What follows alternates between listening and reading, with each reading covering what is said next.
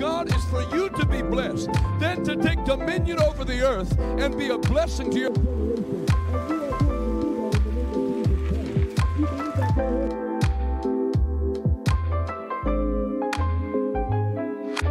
Alexa, play Revival Today Radio.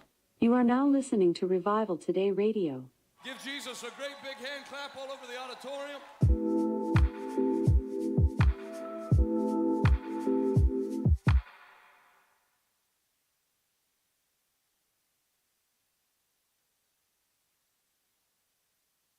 The Mighty series is a collection of children's books taken directly from the Word of God, arming this generation with the gospel, providing the undiluted Word of God, and empowering your family to live godly. The Mighty series shop is where you will find many of our products, including our 3 books: the biblical account of how Daniel overcame the lion's den, how David slew Goliath, and how Esther rescued God's people. There is also a coloring book and new releases coming soon. We can rise up as Bible-believing Christians and raise our children to be the men and women God has created them to be. Visit themightyseries.com to start shopping today.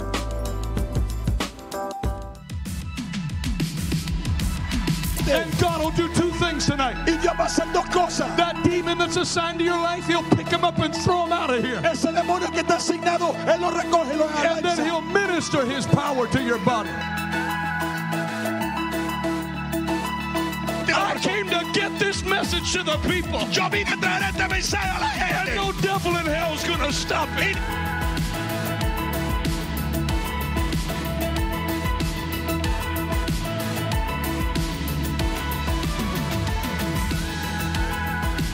But when you stand up straight with your shoulders back and have a clean look in your eye, the fire of God down in your spirit, and he sees that you know who you are, the devil will back off for free.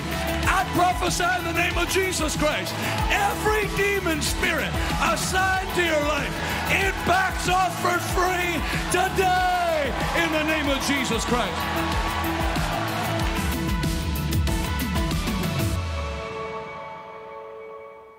I'm in Florida. While we're waiting for people to come in, this is my view.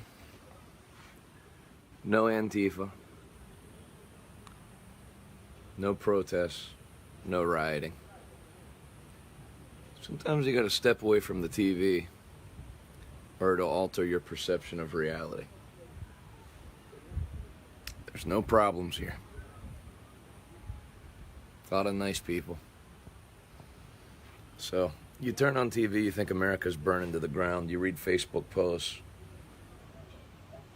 and Twitter, it gets your blood pressure up. Well, as I say, there's no trouble. Sounds like there's an argument going on. But the argument has now died out. We're back to peace. So, look out your window wherever you're living. Are things being burned down? Are monuments being toppled? Probably not. So every once in a while, just shut everything off and remind yourself that we're not in the apocalypse. No, I'm in Florida. I'm in Florida, Herman. If there was a place in West Virginia that looked like this, I would move there. But there is not. So, I told you I'm going to make a prediction for the next 60 days. I'm not going to be on real long. This is just, like it says in the title, quick chat. Prediction for the next 60 days. Good news if you're a church planter or a senior pastor. No, Millie, you're from Pittsburgh. That's where I live. And then I'm going to teach you how to make money with your CashApp. So, grab a drink.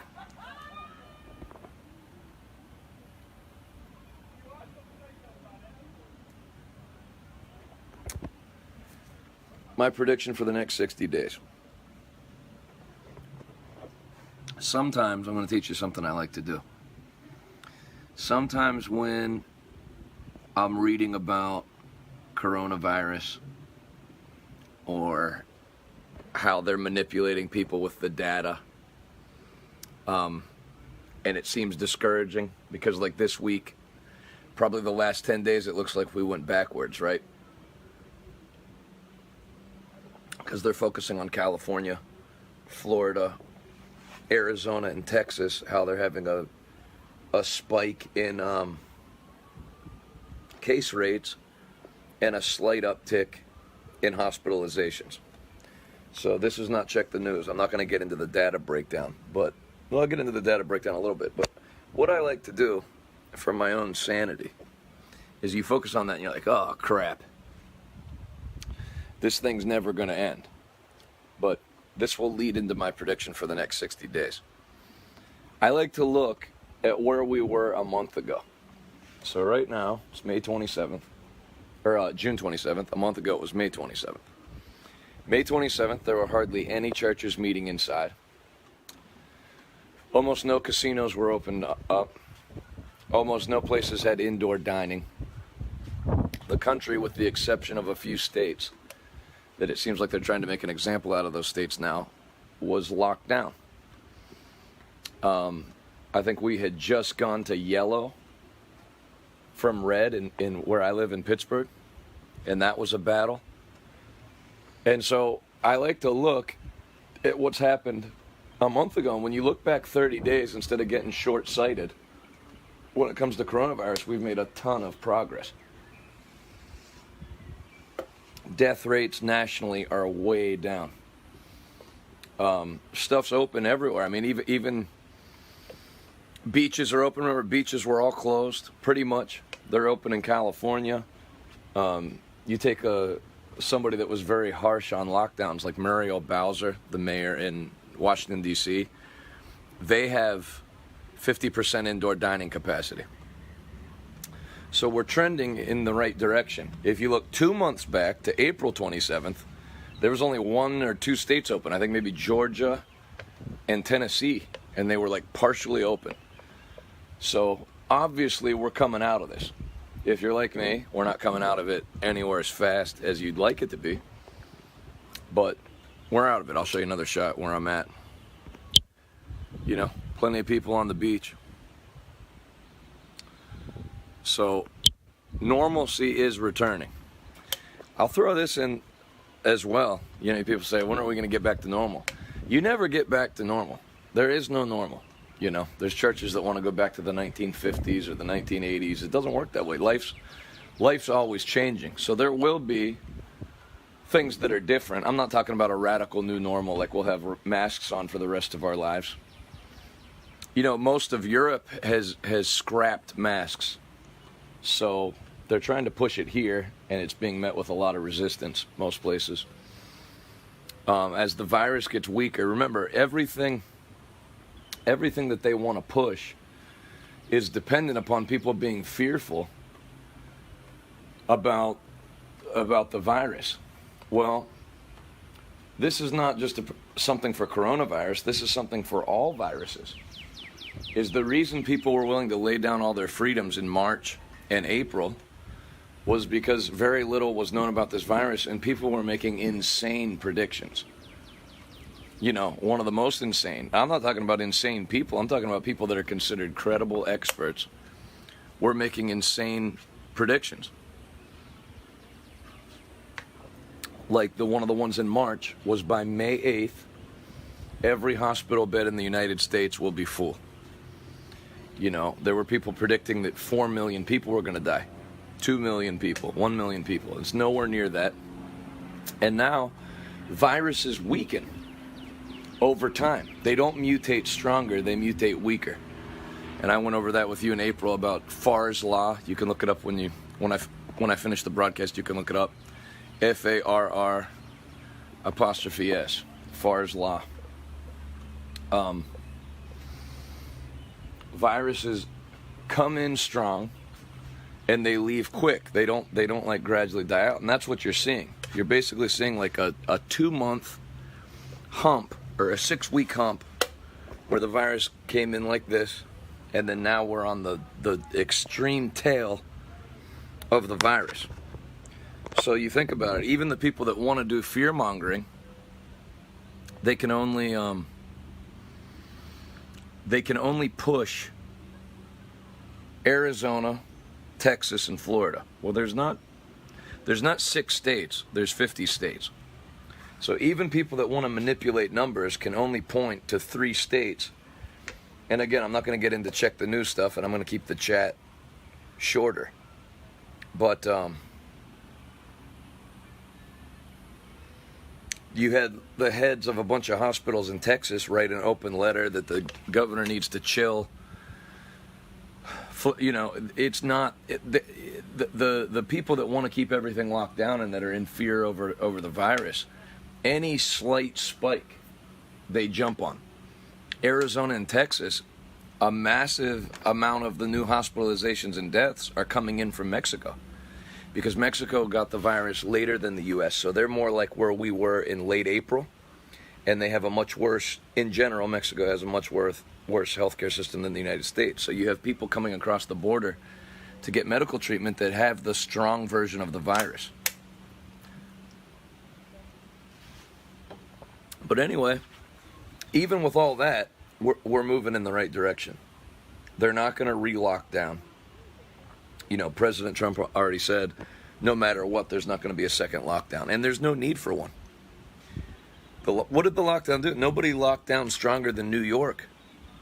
And nobody did worse than New York. If you study how coronavirus or COVID-19 went through all the nations, it's like it doesn't matter what people did. If you did a harsh lockdown, or if you didn't, the virus has to go through the population. Once that thing got let out of the lab in Wuhan, that ship sailed. So you can't hide from it. You can't wait necessarily till it doesn't exist anymore, although that could happen. You know, it could mutate to the point where it's so weak it's a non-issue. So, let me get to my prediction for the next 60 days. Dr. Fauci, I think it was last week, said he doesn't see any way that the NFL can play this year. And when he said it 2 weeks after, or 2 hours after he said it, the NFL basically said, we're going to play. And then I saw a headline that they're tarping off, they're going to tarp off the seats. Well, when I read that, I thought, oh, crap. You know, I thought one of the keys to America coming back to anything like normal is there needs to be live events. You know, there's a lot of sectors in the economy that lose money if there's not live events and all that. So when they said they're going to tarp off the seats, I thought, oh, crap. But all they're going to do is tarp off like the first section of seats on the bottom that's closest to the players and coaches, as a thing to mitigate risk of fans yelling at the players and spreading coronavirus to them. So the NFL starts in September. We're in June 27th. So my prediction for the next 60 days, July 27th, August 27th. That'd be like the week before the NFL starts. I think even people that are intent on manipulating data to scare the crap out of everybody, where they're always reporting on new cases and all that, over the next 60 days, by the time 60 days is up, if you had an objective press and it wasn't an election year, COVID wouldn't even be a story right now. That guy that I introduced you to on Check the News, Ethical Skeptic, the excess deaths, the CDC excess deaths are over.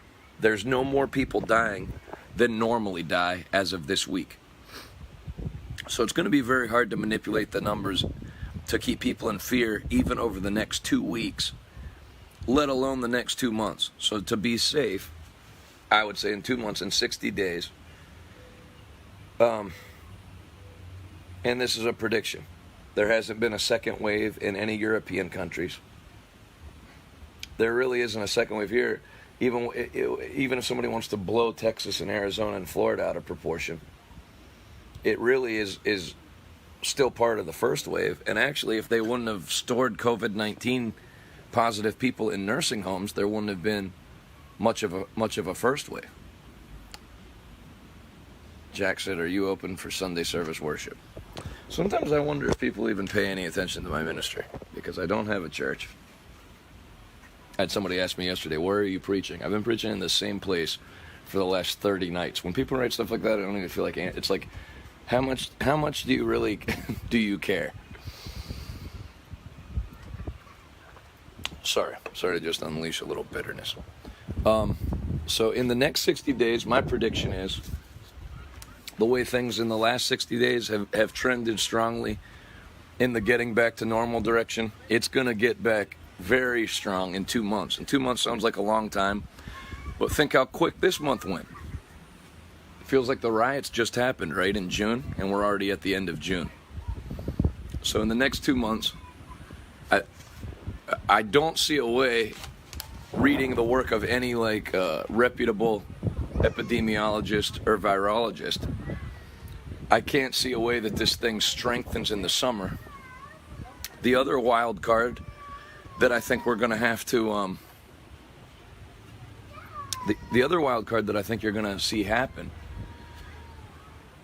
they're saying they have better treatments now. Of course, in the last 2 weeks, they found that steroid that works good for people that are on ventilators, that reduces the death rate by 1/3.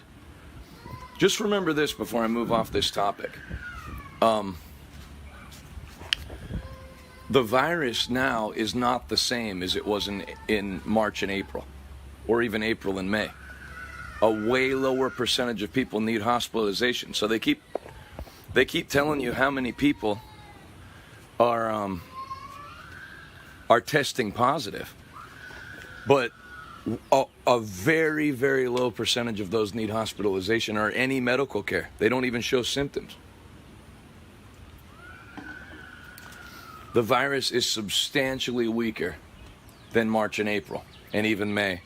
And in 60 days, according to Farr's law and any study of viruses, it should be even weaker. It should be extremely weak.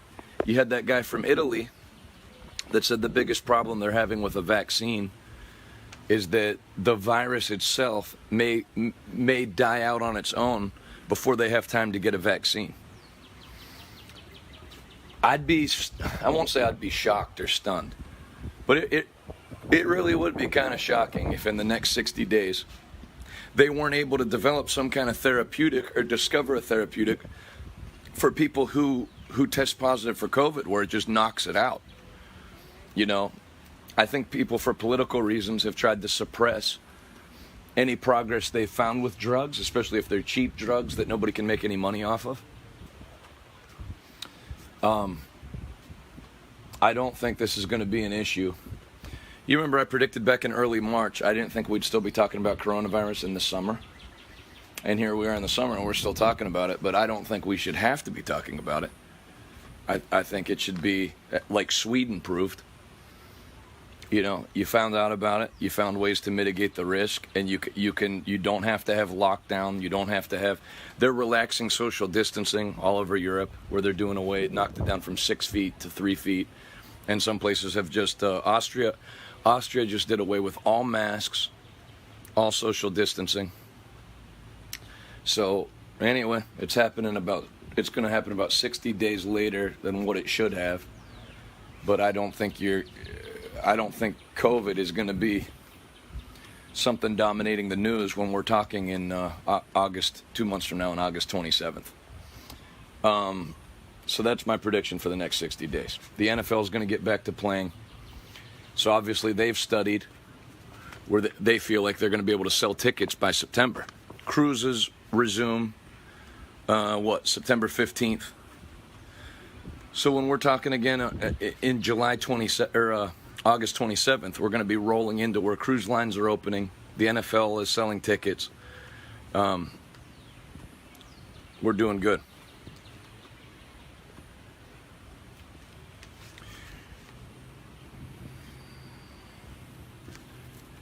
Yeah, I know what I said, Bobby. I'm making a prediction for the next 60 days, because if the media is going to blow data out of proportion, and they're not going to, and people can't interpret data.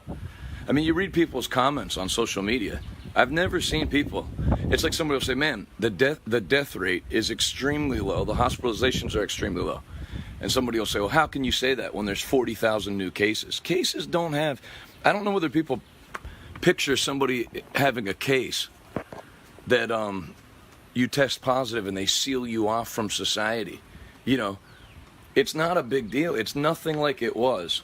I think people are still treating COVID-19 like it's what it was in March and April, and it's nothing like that.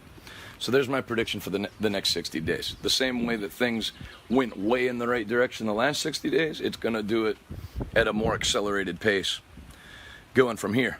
South Africa does not have it bad. You need to check the numbers. It's not case results. It's not positive tests. It's hospitalizations and deaths. How many deaths does South Africa have, and how many million people are there? People are getting manipulated, you know, and especially if you live in a country like South Africa where you basically have one news station that has one narrative, SABC. You know, you're in trouble. You need to look at the data yourself. Anybody that only reports positive cases to you and does not include hospitalization rates or death rates is lying to you. They're manipulating you. Remember this. Anytime somebody reports on COVID-19 to you and the only thing they mention is positive cases, you're listening to somebody who's manipulating you, because that's not how you interpret how harmful a virus is. How many people would test positive for the common cold in the wintertime? Almost everybody. Is it something to shut society down over? No. Why not? Because most people require no medical attention and most people don't die from it. So anybody that's just reporting to you positive cases and they never mention hospitalization, ventilator use, deaths, they're not being honest with you. You're getting played. Yeah, that's right. South Africa has 57 million people, and what's the deaths? It's very unalarming the last time I looked. South Africa does not have it bad. People have turned over power to government leaders who now won't give it back, which is what happens all the time in history. You let them lock you down. Now they're telling you when you can have church, how you can have church.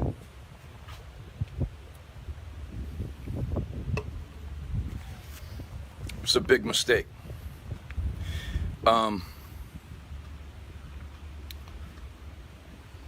skip number 2. No, I'll do number 2 real quick. I'll give you something else. This isn't really a prediction as much as it is a fact. You only have a small percentage of churches, according to studies, whose giving has gone up, and then a decent amount whose giving has remained the same during this time, and a lot who have experienced a significant decrease in church giving.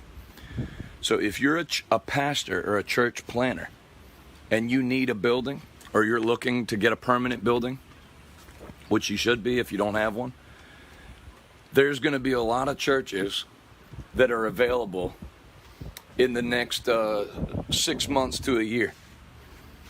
So I would get on the lookout. If you've seen a church that you like that's in your town, especially if it's a nominal or mainline denomination church like Methodist or one that was like struggling anyway, Lutheran,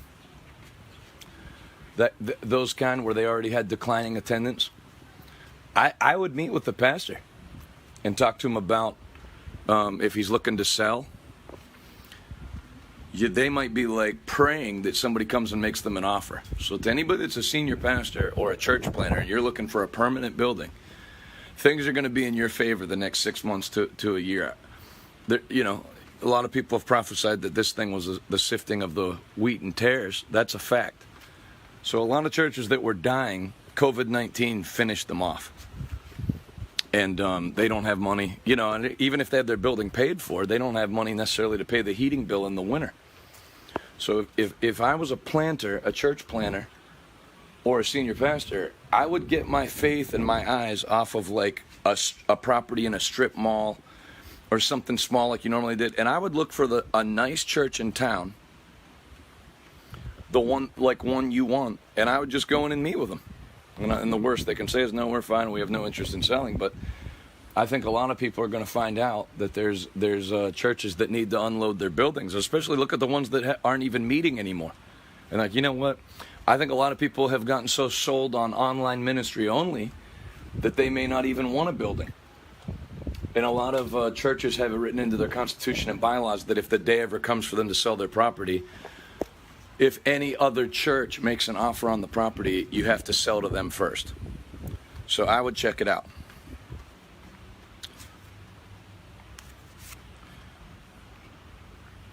Hey, Jolene, good to see you. You're great. So then my last thing, I told you in the title, how to make money with your CashApp. If you're going to take notes, now would be a good time to take notes because I think this is really going to help you. There's an app, of course, if you're not in the United States, then you don't have this, but you basically could apply everything I'm telling you. It'll just take more than one app. How many of you in the comments, how many of you have, hey, Giada from Italy, our first foreign correspondent on Check the News. Great to see you. We love you. How many of you in the United States have,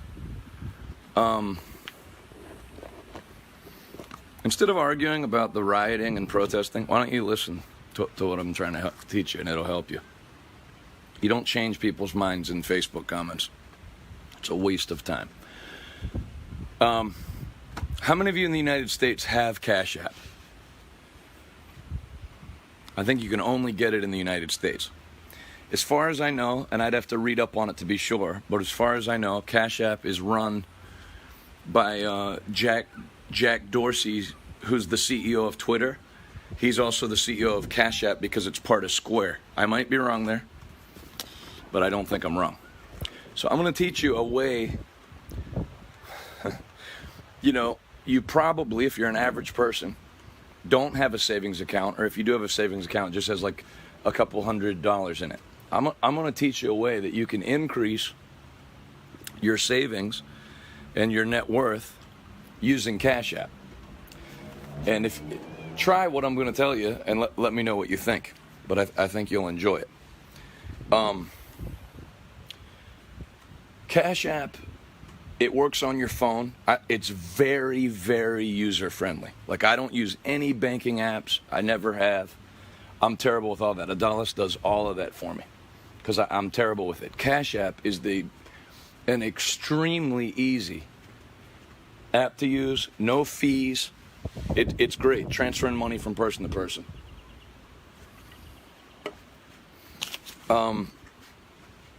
Write this down in the notes. Have a no account. Have a no account. N-O. Have a no account. And make your no account on CashApp. Or if you're in another country and you don't have CashApp, whatever you're going to use, Venmo, whatever you can transfer money out of your bank account to an account on your phone. Have a no account. What do I mean by a no account? I used to spend, because I speak in public a lot, so I need clothes, So I used to buy a lot of clothes. I still buy some because I have to. Then, like this summer, I'm preaching outside. It's like 93 every night. The stuff I use a suit or a dress shirt for is very different than what like an investment banker does in an air-conditioned office. My stuff doesn't last that long. But what I've started doing is, like when people would give me money on CashApp, I would spend it on clothes usually or food. Well, let me give you something to do. Every time you go to buy clothes or food or whatever your favorite thing is to spend, makeup, jewelry, accessories, electronics, whatever your interest is, the next time you feel like buying something, and you could do it, don't buy it and put the amount of that money in your no account. Or if you want, if it makes it easier, you could even put half the value. So let's say I see an article of clothing at Nordstrom that I'd like that's $300.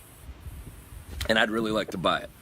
Well, instead of buying it, let's say I do 50%. I say no to it and put $150. Since it's $300, I'll do half.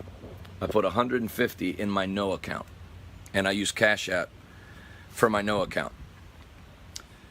Well, you're going to be surprised, and it doesn't even have to be on big items. Let's say you're going to go out for coffee, and instead you make your own coffee at home, and you take the $10 you were going to spend at Starbucks and put it in your no account. I mean, you think if you average spending $7, 5 times a week at Starbucks. That's $35. Over 10 weeks, 2.5 months, that's $350. If you do something like, it's going to start to build up. Well, then here's what to do. Don't just leave it in your no account. CashApp now has the ability where you can purchase stocks on CashApp. I love you, Kofi. So what I've been doing is instead of buying a $100 shirt, I'll buy $100 of stock. Do you know what the advantage of that is? When I buy the $100 of stock, when I buy the $100 shirt, the money's gone. If I buy $100 of stock, even if I lose, people are afraid to lose money in the stock market. Well, even if I lose a third of it, let's say 40%, I do a terrible job and I lose 40% of my money because the market's volatile right now, very volatile. Well, I still have 60, whereas if I bought the shirt, I have none. Okay? The reason I'm telling you this, I've never put money in the stock market, but here's the thing. You end up with that no money sitting in your Cash App, let alone what anybody else buys, whatever anybody else gives you. Jesus punished the servant that buried his money. So it feels safe to just keep the money in the account and risky to buy stock or Bitcoin, because you can buy Bitcoin on Cash App too. But God honors when you make moves with the purpose of multiplying what he's given you. So do some research.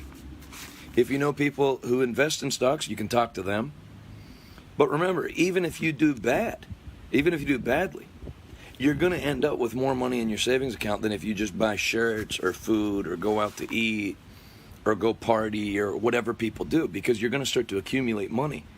But right now in the stock market, okay, everybody remember right when COVID hit, the stock market crashed hard. And then it quickly rebounded.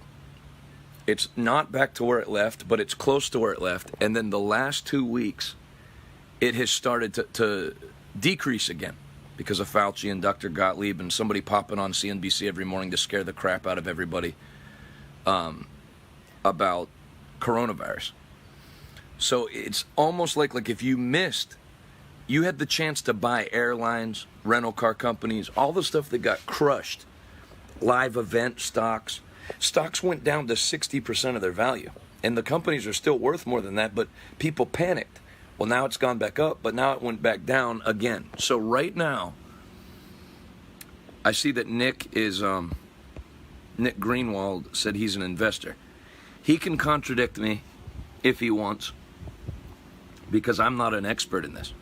But I would say you have almost like a generational opportunity to buy into the stock market right now, where there's stocks you can buy, like Delta Airlines, American Airlines, Royal Caribbean Cruises, anything that has to do with like vacation properties, anything that had to do with dining services, retail property, anything that got crushed in coronavirus. You have the opportunity. Yeah, Alex Meadows said tons of stock are at 30-year lows.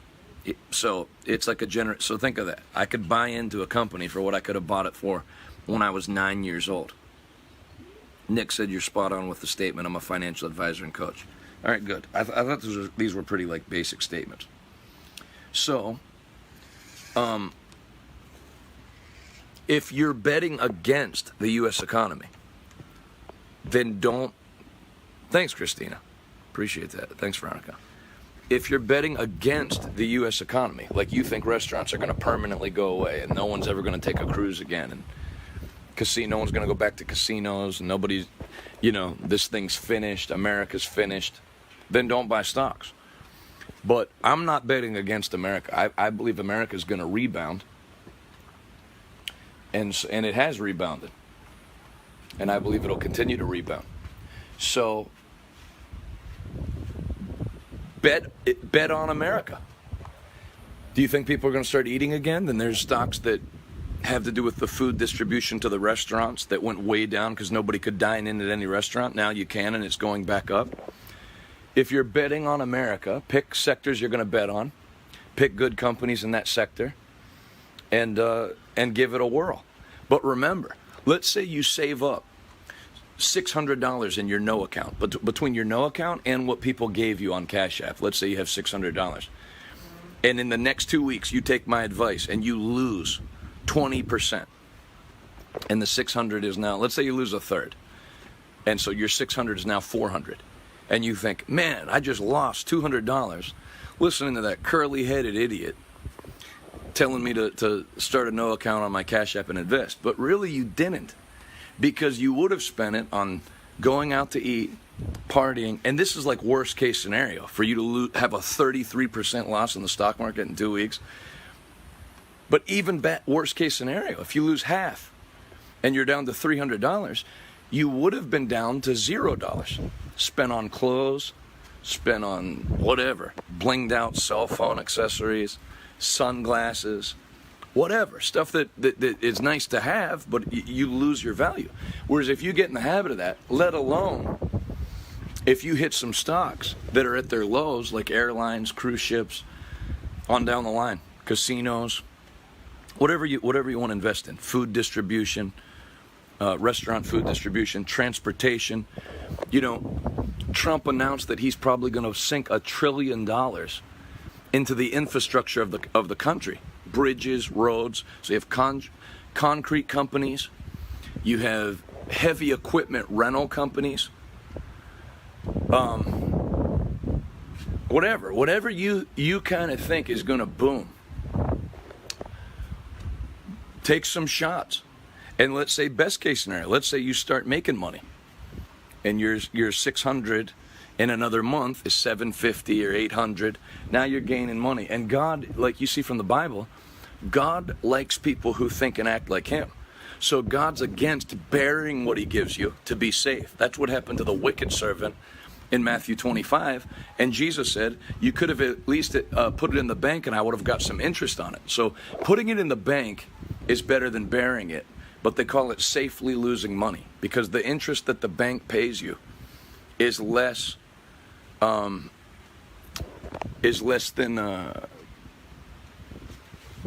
inflation. So they call it safely losing money. If if you start to invest it, and let's say you lose some money, but it teaches you some lessons. You feel some financial pain and you go, man, now why did I lose money? What did I do wrong? You talk to people. See, you're not interested in anything you don't have any money in. Or you're not interested to a high degree. So you don't care about stocks when you don't own any stocks. You don't care about investing and financial management. But when you start to have 600 of your dollars or however much you put in it, now you start to care. And then you can also buy Bitcoin, which is very volatile. But you can also do that on Cash App seamlessly, and it's very user friendly. So let's do something. If you're going to take my advice, check in with me a month from today, and let me know. Do the no account thing. Let me ask you in the comments by the show of an emoji hand. How many of you will try the no account for, let's say, 40 days? We'll make it biblical. 40 days, you'll do the no account, and then put the money in your no account in either stocks or Bitcoin. And diversify. You can do some of both. Read up. Don't do anything you don't feel like doing. I'm not giving you any specific stocks. I don't know any. I'm not good at it. But my Cash App used to just constantly have a flood of money going out of it, which I just gave a teenager that was at the stand last night $100 for her birthday. I'm not saying like don't ever give again. But instead of just blowing through the money spending, and still spend money, have fun. But I used to spend 100% of what I got and save nothing. And I only changed this in like the last 3 months. And it makes a big difference. If I would have done this 2 years earlier, well, let me just put it this way. It's a good thing to do. Because it'll stack up. It's not the money you don't have that keeps you at the same financial level. It's what you do with the money you have. So, get Cash App. Stephen Herbert said, I just transferred my wife's allowance for the next 6 months into my no account. See? People are starting already. So let's try this little experiment together and see how it goes. And I think, if you do really bad at it and lose 50%, which, you'd have to really be taking some serious risks and coming up on the bad end of it, watch how much more you have. And try to do a no account transaction, at least once every 3 days. Just start saying no to stuff. And then take that money and put it in, or at least put half of it in. And watch what happens. Venmo is not the same as CashApp, but it does a lot of the same things as CashApp. And then I don't think you can invest in stocks on Venmo. I could be wrong. But if you don't have CashApp in your country, then you'll just have to use CashApp in another app, like Robinhood. You can invest stocks. So it'll be a little more difficult, but if you're in the United States, CashApp is like one, and then watch what happens. Why trust your money to some guy at a bank, to invest for you who doesn't care about you? No one's going to care about your life and your money more than you. So read up on it, get advice, get educated, and see how you do. And if you suck, get better. But I think God will help people that are looking to increase what they have. Cindy said, I missed the beginning of this. What's a no account? A no account is when it's an idea Dr. Mike Murdoch talks about. I don't know if he got it from someone or made it up himself, but if you feel like buying something, instead of buying it, take the money you were going to spend on that thing and put it in a no account, which you'll store on CashApp for the purposes of this experiment we're going to do together. And watch it stack up. You were going to go to TJ Maxx and get 3 dresses for $90. Don't get any of them. Or get one for $30 and put the other 60 in your no account. Watch the money start to stack up as you're saving. Yeah, it's a great book. So, there's my predictions for the next 60 days. As much as they're going to show you on CNN and stuff with Washington, D.C., as you can see here in Florida, the earth is not on fire.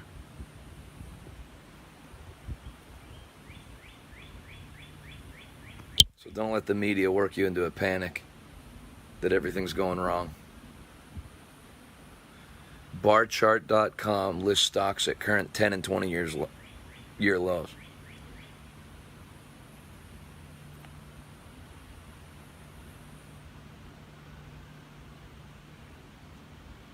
Any questions or anything? You're welcome, Kimberly. Oh yeah, you can keep money in your Cash App. No, I can't reiterate what I was talking about in the beginning, but this will be available for replay as soon as I finish.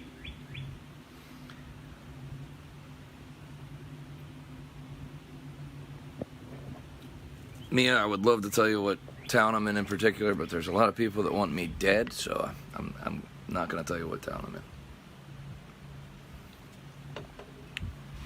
I'm in.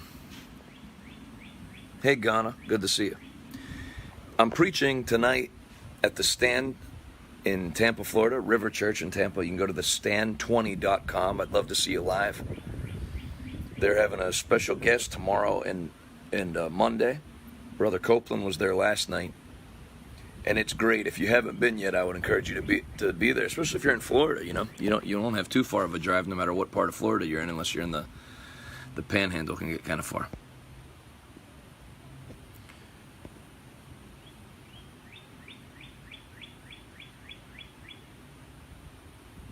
My thoughts. Bobby said, I'd love to know your thoughts on big churches remaining shut and staying online. I've given out my thoughts on that quite a bit.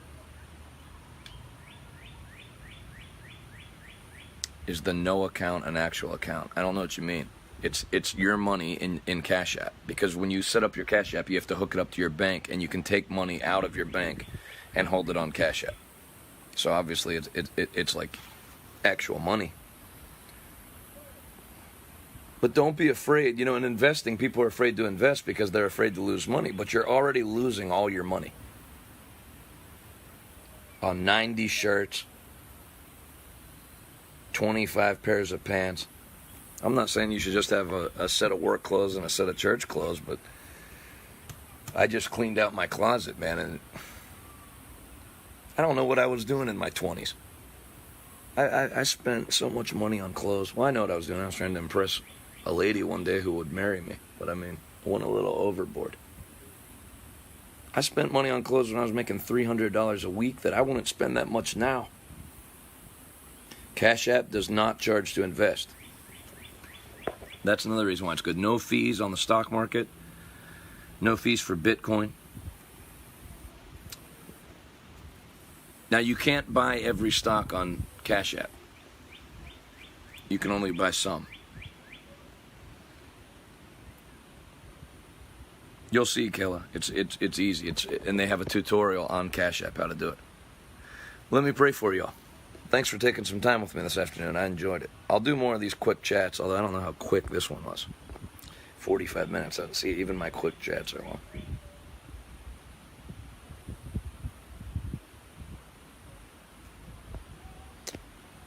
Somebody said, how do you respond to a friend that was supposed to come to River University, but now she's backed off because she's against prosperity? Leave her alone. She would hate the university. Tell her to find the school that also hates prosperity. She'll get along good there. I don't know that there's a limit in how much you can leave in your account on CashApp. There's a limit on how much you can invest each week and each day. Hey, Pastor Andrew, I love you in Southampton, the Saints. Question, how do you pay or move your money into CashApp? You have to, you hook your CashApp in with your bank account, and then you can bring money from your bank account into there.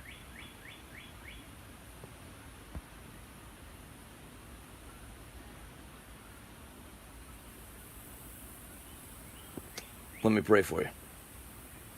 Yeah, you did the right thing. Father, thank you for all my friends. Give them a restful and relaxing weekend. And I pray you'd cause them to prosper. Give them wisdom with what to do with their money and discipline. In Jesus' name. Amen. If you'd like to help Adalis and I preach the gospel of Jesus Christ to our generation that really needs it, or if you'd like to help us feed 1,000 children a day, or both, you can do #donate on Facebook. I have the most generous viewers in the world. #donate. The Cash App for our ministry is $RTGive. $RTGive. Like RT, like Revival Today. RTGive. You can go to revivaltoday.com, and click Give Now. And I'm going to send you, how's this? Anybody that gives today, I'll send you my book, Financial Overflow, the first book I wrote.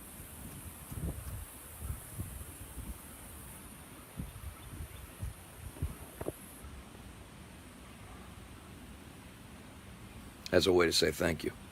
So I'll give you a second to do that. Thanks, Kofi, for helping me out. Thanks, Garrett. God bless you.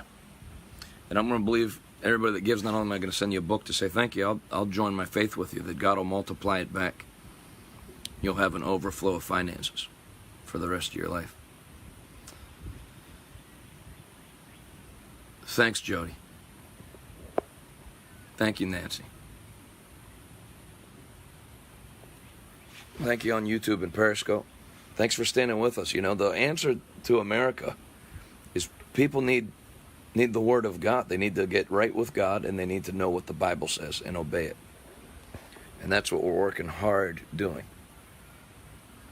I don't know what you mean, Krista. Have you seen a return? On what? I've seen my Cash App account has grown because I'm not just using it to just spend and buy food and stuff that just goes away. It's hashtag donate if you want to give on Facebook. $RT give is if you want to give on CashApp. Thank you, Nick. Thank you, Kim. Beverly, your heart's in the right place. Whether it works out or not, I say thank you. How can anyone be mentored by you? What do you think I'm doing now? If you were sitting here on the deck with me, this would be what I have to say to you. So this allows me to do it for more people.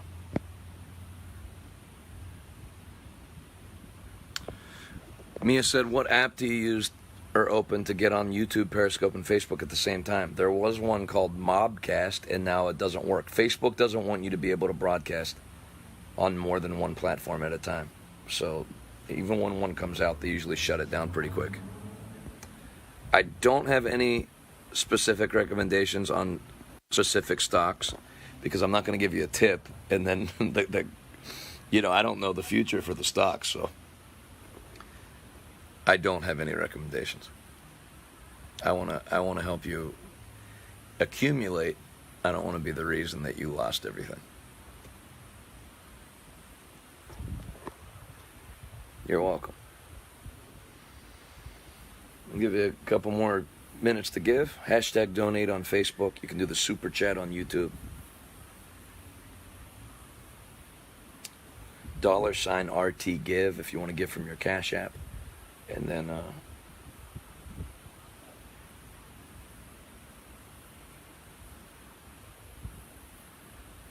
can always go to revivaltoday.com and click give now. Thank you, Joel.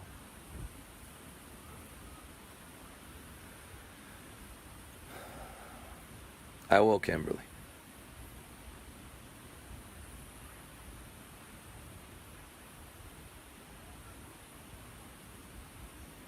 Thanks, darling.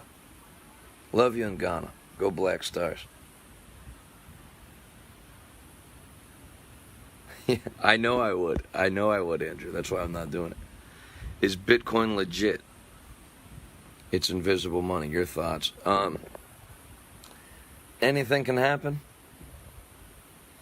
But you say it's invisible money. So is the money you have in the bank or whatever. It's just them keeping track of your numbers. They don't actually have the money. Go try to pull out 60 grand from your account and watch the bank lose their minds. They only keep 7%, maybe less, of what they say they have is kept available. I don't worry about stuff that much. Thank you, Rosaline. Gave on CashApp. Thanks, Kimberly. Oh, one more thing. If you do give on cash, if you gave today, go to revivaltoday.com and click claim your offer. I knew I was leaving something else out.